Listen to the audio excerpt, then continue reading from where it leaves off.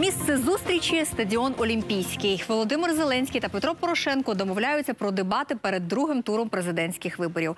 Ба більше, глава держави на вимогу опонента погодився пройти тест на алкоголь та наркотики.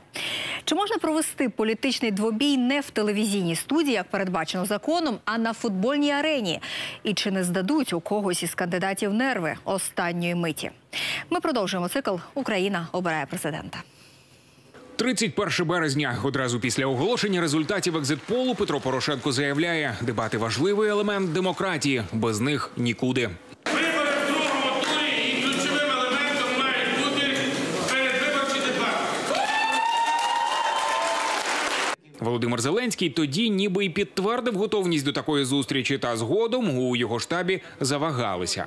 Глядя на отсутствие этих дебатов на протяжении многих лет, это не является ключевым вопросом и требованием, действительным требованием украинского народа для принятия решений.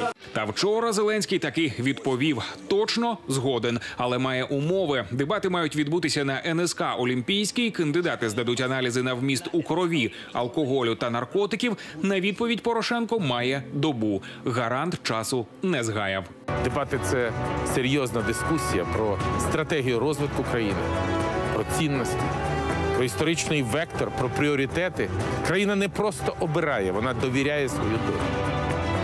Правила дебатів прописані в законі про вибори президента. Почитайте, будь ласка. Вони можуть відбутися на базі суспільного телебачення з трансляцією по всіх телеканалах для десятків мільйонів людей. Такі вже усталені правила. Але стадіон так стадіон. Я чекаю на вас, Володимир Олександрович. Але така зустріч на стадіоні розходиться з законом про вибори президента і з нормою про дебати. Згідно з документом, мову про них можна вести лише після оголошення офіційних результатів Центрвиборчкому. Їх ще немає. Дебати мають відбутися в останню п'ятницю перед днем голосування з 19 до 22 години, тобто 19 квітня, і неодмінно в приміщенні суспільного мовника. Тут два моменти. Перший – або це проводити як захід передвиборчої агітації за рахунок кандидатів, якщо вони готові заплатити за це, або тоді змінювати цю постанову Центральної виборчої комісії, оскільки до неї можуть бути внесені зміни безпосередньо самої Центральної виборчої комісії, тоді провести на стадіоні, як вони хочуть. Закон про вибори президента визначає дебати з одного боку як форму агітації, з іншого боку як специфічну форму. Власне, дебатування відповідно до тої ж самої 62 статті. Тому наголошую на те, що це як можуть бути дві абсолютно різні форми, так і одна. Як одне, так і інше. Ще раз повторюю, офіційна позиція Центральної виборчої комісії буде, ви з нею зможете ознайомитись на сайті Центральної виборчої комісії. Поки офіційної позиції ЦВК немає, на Суспільному заявили. Трансляцію забезпечити готові, але попередили. Мова йде про чималі гроші на оренду стадіона. Там буде 2 дні, по-перше, бо установка техніки там доволі важка.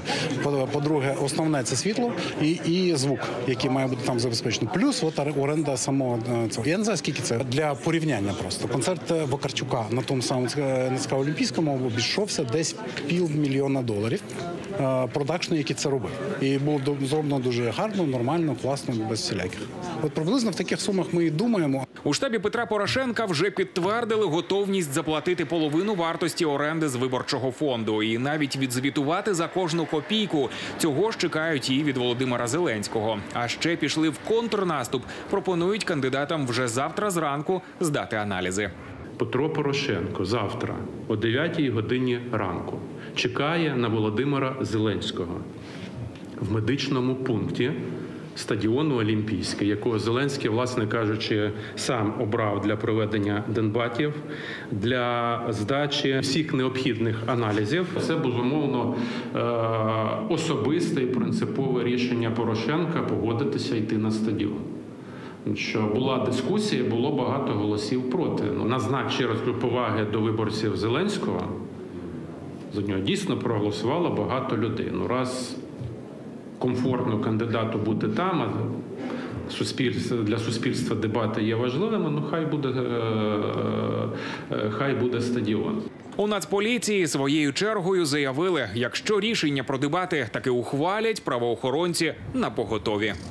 Стадіон так стадіон. Не вперше фінал Ліги чемпіонів УЄФА у травні минулого року провели без проблем. Готові забезпечити охорону публічного порядку і безпеки на НСК Олімпійському під час президентських дебатів. Тільки у нас є одна, але жорстка вимога – вболівальникам з обох команд кандидатів поводитися чемно і правопорядок не порушувати. Артем Шевченко, речник Міністерства внутрішніх справ.